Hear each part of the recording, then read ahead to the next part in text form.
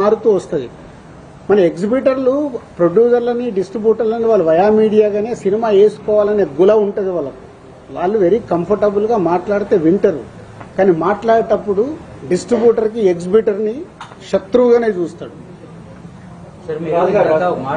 Producer distributor నా cinema అమ్మేటప్పుడు అరే పక్కడు కోటి ఇస్తుంటారా, వీటి దగ్గర 1,10,00,000 ఎట్లా తీసుకుందాం, ఇదే మా ఆలోచన.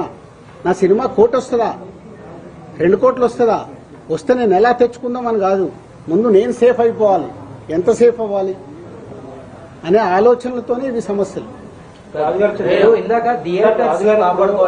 చాలా కాలం నుంచి, చాలా సంవత్సరాల నుంచి థియేటర్స్ నష్టాల్లో నడుస్తున్నాయి మాట ఎక్కువ.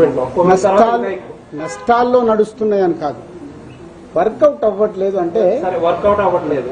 కోవిడ్ తర్వాత ఇంకా ఎక్కువైంది. మన కోవిడ్ తర్వాతే మారిపోయింది. అయినా సరే ఈ రోజు మార్కెట్ లో ఒక థియేటర్ లీజుకి ఇస్తే ఎందుకో ఇంకా లీజు ఎందుకు నష్టానికి ఎందుకు వ్యాపారం చేస్తారు మీరు కానీ ఇంకొకరు కానీ ఇంకొకరు? నష్టానికి కాదండి. ఇప్పుడు వాళ్ళు ఏంటి, థియేటర్ వాళ్ళు ఇప్పుడు 250 సింగిల్ స్క్రీన్స్ ఉన్నాయి. ఓకే, వాడు నడవకుంటున్నా కదా సార్ నాతో అవ్వట్లేదు నేను మూసుకోవాలా, మీలాంటి వాళ్ళు ఎవరన్నా గ్రూప్ లో నడుపుతారా?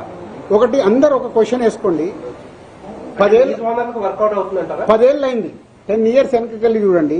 ఏపీలో తెలంగాణలో ఎక్కడన్నా ఒక సింగిల్ స్క్రీన్ థియేటర్ కట్టారా? ఎందుకు కట్టట్లేదు?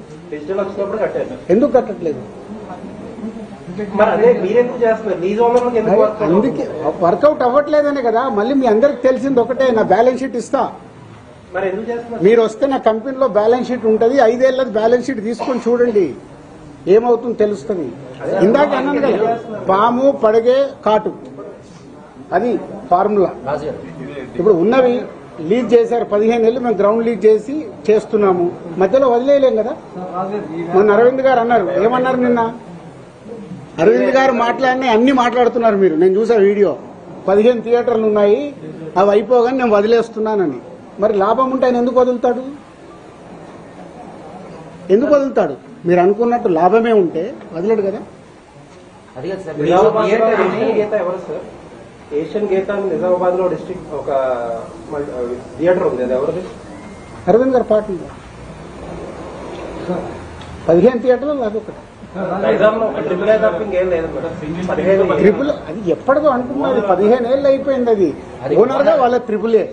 ఇప్పుడు మీరు అందరూ మళ్ళీ చెప్తున్నా, ఏ తప్పు దొరుకుతుందా దాన్ని ఎలా హైలైట్ చేద్దామా కాదు, వి గో ప్రాక్టికల్. అసలు ఏం ప్రాబ్లం ఉంది, ఆ ప్రాబ్లంకి ఉపయోగపడతారా ట్రై చేయండి, ప్రాబ్లంని చెడగొట్టడం కాదు. నేను ఓపెన్ ఛాలెంజ్, ఓపెన్ గా ఉన్నా, సినిమా ఇండస్ట్రీకి ఇది ఉపయోగపడుతుంది సార్ అంటే మీతో నడవటానికి నేను సిద్ధంగా ఉన్నా. మీలో ఎంతమంది నిజాయితీగా నడవటానికి ఉన్నారు?